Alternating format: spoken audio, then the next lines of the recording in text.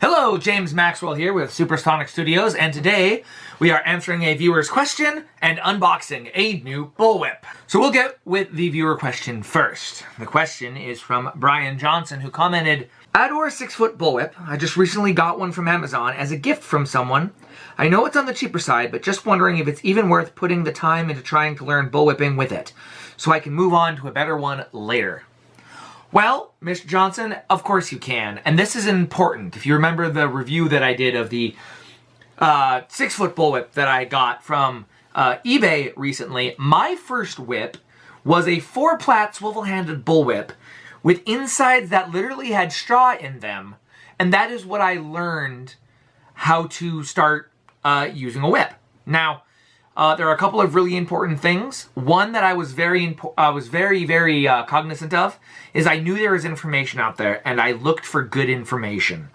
I watched videos, QuickTime videos, for those of you who remember Apple QuickTime, videos of Karen Quest doing all of the basic cracks, and I went to Andrew Conway's Bullwhip site, and I read all of the different descriptions of the cracks, and I really tried to have a good knowledge of the cracks before I started using the whip. And then I also made certain that I understood how the whip worked. That was a pretty big deal. So one of the big things was, a big thing in my training was the first time that I got Anthony DeLonge's Mastering the Bullwhips Volume 1 and 2. That is when I learned that once I learned my circus crack, if I put my, with my palm, like I'm shaking hands, palm to the inside basically, that if I turn my palm down, becomes my diagonal, and then if I roll my pinky up, that becomes my overhead, and then I can do it both forward and backwards, that I can then put it on the other side of my body and do the same thing. Understand that then that leads into the fast figure 8, that then leads into the slow figure 8, that leads then into the fast figure 8, and just how that progression works. I think that's more important at a beginning level to a point than the whip itself. I imagine if it's anything like the 6-foot bullwhip that I reviewed, that you would be fine. But as long as you understand what you're doing, you're not wearing your arm out cracking excessively hard, that the crack is the reward for good form and execution. And if you focus on that, not the crack, I think you'll find that you'll go a long way, as you say, work up to a better whip. And I was thinking about that at work today, and this is something that I would highly recommend. This is about a decade and a half old. This is a stock whip from DeSaye. He lives right here in Montana. He goes through Stockman Supply. If you do a search for Stockman Supply whip, you'll find him. He's a good name maker. He does both stock whips in this partially covered handle. He also does them in a fully plated handle. And he does a really nice bullwhip as well. These are working whips. He sells them to working cattle people all over the world. And I would say that for a good first whip, if you're not looking to break the brake, but you want to have a name attached to it with a good recommendation, I would look for DeSaye. I've owned several of his whips. They do exactly what you want them to do. They're designed for working people, so they're well made and they're solid whips. So if you're looking for a step up from something like the whips that I reviewed or the Ardor whip, I would look into Stockman Supply. So tell him James sent you, and then watch him wonder who the hell James is. But that is my advice for a first whip. Like I said, he does the stock whips in both the partially platted and then the fully platted handle, and he also does a really good bullwhip. They are not, hey, I want a David Morgan looking bullwhip. They're not. They are good working whips, but they can do anything you'd want with a whip. So if you're looking for a step up from where you are now, DeSaye, Stockman Supply, made right here in the big sky of Montana, that is my current recommendation. So I hope that answers your question. For the record, I do read all my comments. Sometimes I don't answer them as quickly. I'm going to try to get better about that. But I really do enjoy interacting with you, my audience, and hopefully that will help a little bit more. But let's get on to the main event, which is unboxing this. So, this is from 808 Whips, all the way over in Hilo, Hawaii. I already have one. You can see one of his whips right here. This is, I'm going to move this one for a minute. This is my Kingdom of the Crystal Skull whip. We're going to do an entire video on this whip and the whip that's sitting in this box together, talking about screen accuracy and why I think simply changing the knot color on a Morgan style whip is a disservice to not only the whip itself, but also to the franchise. But we're going to do a whole video on that, so watch out for this. But this is his Kingdom of the Crystal Skull Indy 4 whip. It's amazing. It's a tank. I took it out for a spin last night, and I learned it is like a tank. It's big, it's heavy, it has a lot of power. It's very, very cool, but I wouldn't want to commute daily in it. But we'll get more into that later. But the reason that I went with him with 808 is attention to detail. He is the only whip maker that I am aware of that is actually duplicating what a Jacka whip not only looks like, but handles like. It has this thicker handle. It has the proper knots. It has this beautifully reinforced transition.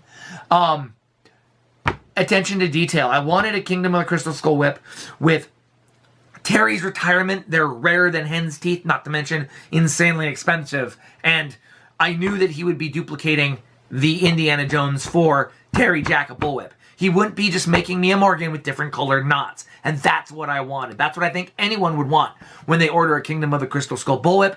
But that is an entire other video I'm going to do. So look for that in the future.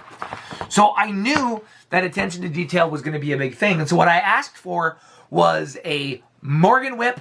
I wanted a tapered handle. So we're talking late 80s, early 90s as we're moving on to the progression of David Morgan's whips.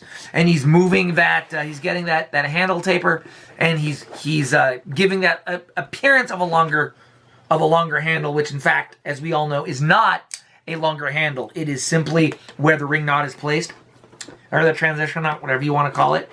So I knew his work, and I knew that, again, the attention to detail as far as making the whip would come through. We couldn't find a good alternative to natural tan. If anyone in my comments knows a good nylon paracord color for natural tan, please post it in the comments below. We couldn't find a good natural tan, so I made it sort of a copy of this. I didn't do the two black knots. I just did a black transition knot so that my 808 whips kind of match. I don't have it as an Indiana Jones whip. There are air quotes around it because I already have an Indiana Jones whip. It looks like this one right here. My Louie Fox, 8 foot. This is my cosplay Indiana Jones whip. What I wanted was a David Morgan whip to take on adventures, drag through the ice and the snow, and whatnot. And I knew the quality that I would be getting. So that is why I ordered one. Let's take a look at this. I'm going to move the Crystal Skull whip. We'll actually do a brief comparison here in a minute, but we're just going to move that off camera for a moment. Oh, that's very cool. Air packing. Packaging is always important. Oh, there we go. Man, let me see if I can get you in camera here. That is right and correct, ladies and gentlemen. And then, yep, and then the extra fall and crackers included here, which he included with my other whip too. Very nice. What? Oh, this is very cool. What is this? That is amazing. It is a certificate of authenticity. Oh, and my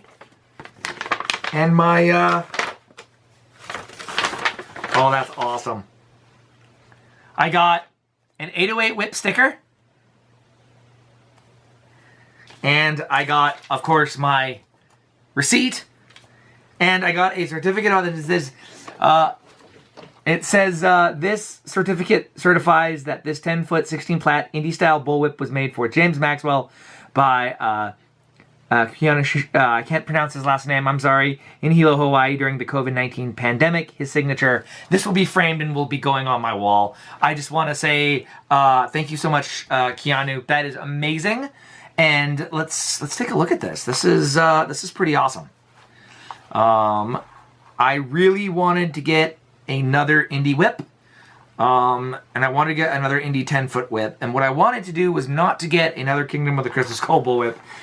For reasons I will explain in the video that I'm working on in my brain. I need to get the script written for it. We're gonna have a teleprompter. I mean, it's gonna be hardcore. But yeah, this is awesome. This is pretty much exactly what I wanted. Oh, the weight is good. Yeah. Yep, I wanted to get, let's compare it here. So for the record, this whip that I have here was made by Louie Fox of Kent, Washington. I actually took it to David Morgan. David Morgan himself has cracked this whip, pronounced it a good whip. Megan mentioned that the knots, that Louie was tying the knots better than she was. You can see where the spike ends right here. So this is a slightly later. If you were to get, like talking about screen accurate and different versions of Morgan's, this could be considered a later Morgan where the knot continues to come down, giving the appearance of a shorter handle, but the spike is still the same. Our knots, both, yep, they're good there. This is obviously, so this is, again, precisely what I wanted, and that's why, again, this is that attention to detail that I was talking to when it comes to whips. And when I wanted a Indiana Jones style whip, I knew that 808 would give me the type of attention to detail that I'm looking for. So pretty much, yeah, that's going to be it. I'm going to go outside and crack this a couple of times and have some fun with it. But here it is, my new Indiana Jones Bullwhip. I hope you find this interesting. If you'd like to see more content, how does that go? If you find this video interesting, like, comment, and subscribe. Again, we're not just a whip video channel, but I do a lot of videos involving my whips. And hopefully as things continue, we will continue to look at things. But there we have the whip unboxing. I hope I answered your question as well. If you have any further questions, post them in the comments below. And if it warrants it, I'll make another video about it. Thanks. In the meantime, practice. Stay safe.